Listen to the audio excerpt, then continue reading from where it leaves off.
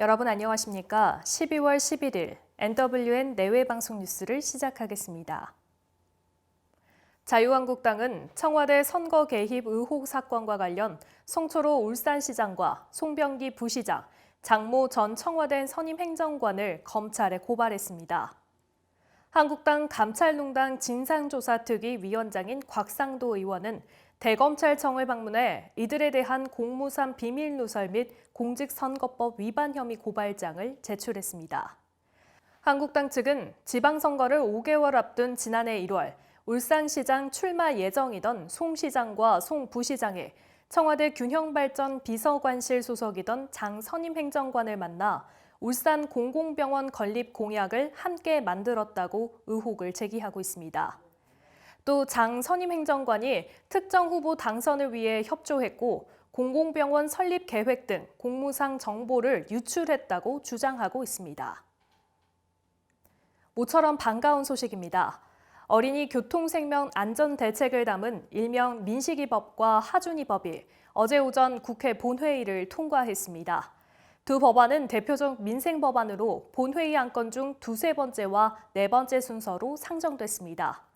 민식이법은 스쿨존의 과속 카메라와 과속 방지턱 설치를 의무화하고 스쿨존에서 사고를 낸 운전자에게 가중처벌을 가하는 내용이 담겨 있습니다. 하준이법은 경사진 주차장에 미끄럼 방지를 위한 고인목과 미끄럼 주의 안내 표지 등을 설치하게 하는 내용이 골자입니다. 여야는 여야 3당 간 합의의 난항을 겪고 있는 예산안 합의와 별개로 민생법안 16개를 본회의에서 우선 처리하기로 결정한 바 있지만 만만치 않은 진통이 예상됩니다. 인천지방법원은 해외에서 마약을 투약하고 밀반입한 혐의로 재판에 넘겨진 혼종욱 전 한나라당 의원의 딸 18살 홍모 양에게 징역 2년 6개월에 집행유예 3년을 선고하고 보호 관찰을 명령했습니다. 재판부는 피고인이 LSD와 액상대마 등 중독성이 강한 마약을 매수하고 투약해 죄책이 무겁다면서도 이 사건의 범행을 인정하고 형사처벌을 받은 적이 없는 소년인 점을 참작했다고 양형 이유를 밝혔습니다. 홍 양은 지난 9월 27일 미국 하와이에서 인천공항으로 입국하면서 액상대마와 종이 형태의 마약인 LSD 등을 밀반입하려다 적발됐고 지난해 2월부터 올해 9월까지 마약류를 3차례 구입하고 9차례 투약한 혐의로 불구속 기소됐습니다. 미국 연방항공청이 결함 부품을 사용한 항공기 제조업체 보잉에 수백만 달러의 벌금을 부과했습니다.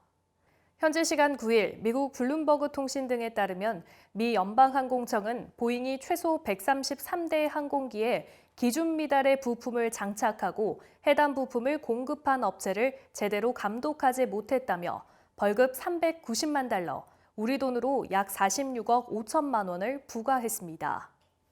문제가 발견된 곳은 비행기 날개 부위에서 공기의 흐름을 향상시키기 위한 슬렛을 앞뒤로 움직이게 해주는 부품으로 연방항공청은 지난 6월 문제점을 발견하고 300여 대의 항공기에 대해 긴급 점검을 명령했습니다.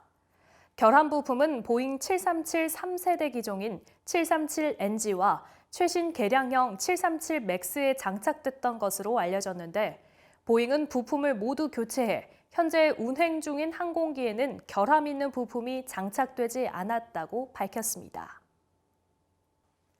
앞으로 세금 관련 안내문을 카카오톡과 문자 메시지 형태로 받을 수 있어 세금 관련 안내문을 놓침에 따른 불이익이 줄어들 전망입니다.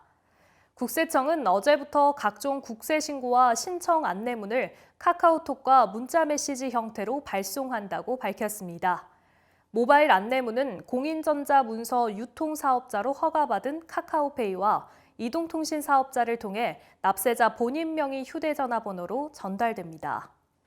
다만 투지폰과 SK텔레콤 알뜰폰, 2대 이상의 같은 명의 휴대전화 등 모바일 안내문 수신이 불가능한 납세자에게는 기존 방식대로 우편 안내문이 발송됩니다. 톨게이트 요금 수납원 지위를 두고 갈등을 빚고 있는 한국도로공사가 현재 1심에 계류 중인 요금 수납원에 대해서 직접 고용하기로 했습니다. 도로공사는 지난 6일 요금 수납원들이 대구지법 김천지원에 제기한 근로자 지위 확인 소송 1심 선고에서 일부를 제외하고는 요금 수납원을 직접 고용하라고 판결함에 따라 해당 인원 580여 명을 포함해 1심에 계류 중인 나머지 인원들도 모두 정규직으로 직접 고용하기로 했다고 밝혔습니다. 이에 따라 도로공사는 이들 중 톨게이트 노조 소속 임시직 기간제로 근무 중인 130여 명은 정규직으로 채용하고 민주노총 소속을 포함한 150여 명에 대해서는 자격 심사를 거친 뒤 정규직 채용 과정을 진행할 예정입니다. 손흥민의 기량이 월드클래스로서도 손색 없다는 게 통계로도 입증됐습니다. 피파 산하 국제스포츠연구센터가 유럽 35개 리그 소속 선수들의 경기력을 지표화한 2019-2020 인스택 퍼포먼스 인덱스에 따르면 손흥민은 337점을 얻어 전체 17위에 올랐습니다. 특히 최근 기량이 저하됐다는 평가를 받는 유벤투스의 호날두는 공동 25위로 손흥민보다 8계단 아래에 머물렀습니다. 한편 인스택 퍼포먼스 인덱스는 골과 도움뿐 아니라 소속팀 성적, 포지션 등을 종합적으로 고려해 산정됩니다. 성폭행 혐의로 고소된 가수 김건모 씨가 경찰 조사를 받게 됐습니다.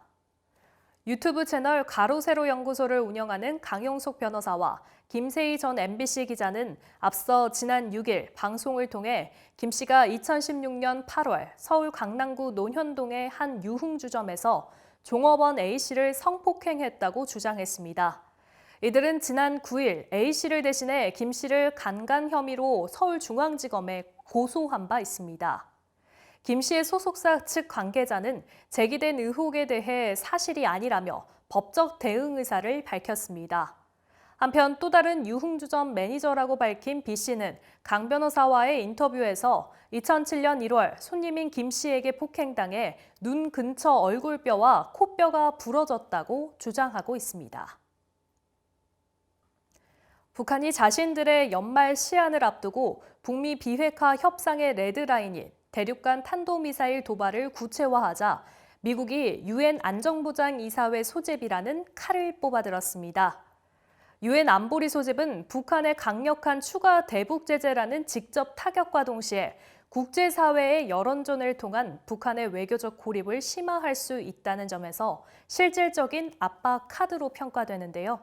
특히 북한의 우군인 중국과 러시아도 북한의 ICBM 발사와 핵실험을 반대한다는 목소리를 내고 있다는 점에서 이들 국가가 미국의 입장을 지지할 경우 김정은 북한 국무위원장도 정치적 타격을 입을 것으로 관측됩니다. 그러나 그간 안보리 소집에 강력하게 반발해온 북한이 미국의 안보리 소집 요구에 대한 항의로 대미 도발과 함께 협박 강도를 높일 것이라는 우려도 커지고 있어 국제사회의 이목이 집중되고 있습니다.